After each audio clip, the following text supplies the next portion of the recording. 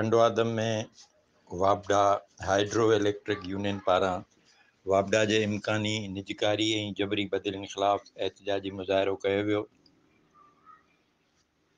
Hesco मुलाज़िमनि नूर हसन बुघियो, अख्तर कलोई, अब्दुल हक सांद, फ़हीम कुरैशी, हफ़ीज़ ख़ासकेली ऐं ॿियनि जी अॻुवाणी में प्रेस क्लब आॾो एहतजाजी मुज़ाहिरो करे धरणो हणियो वियो ऐं सख़्तु नारेबाज़ी कई वई।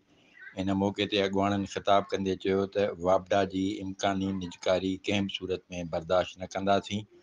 वापडा जे इम्कानी निजकारीअ सां मुलाज़िमनि जे हक़नि ते धाड़ो हयो वेंदो, जेका हेस्को मुलाज़िमनि सां ज़्यादती हूंदी। असांजा मुलाज़िम ॾींहं राति महिनत कनि था, पर उन्हनि खे पंहिंजनि हक़नि खां महरूम रखियो वियो आहे। हेस्को मुलाज़िमनि जूं जबरी बदिलियूं कयूं पियूं वञनि, जेके क़बूल न आहिनि। हिननि हुकूमत खां मुतालबो कयो आहे त हेस्को मुलाज़िमनि जूं जबरी बदिलियूं बंदि कयूं वञनि। वफ़ा रज़ा, इबरत न्यूज़, टंडवादम।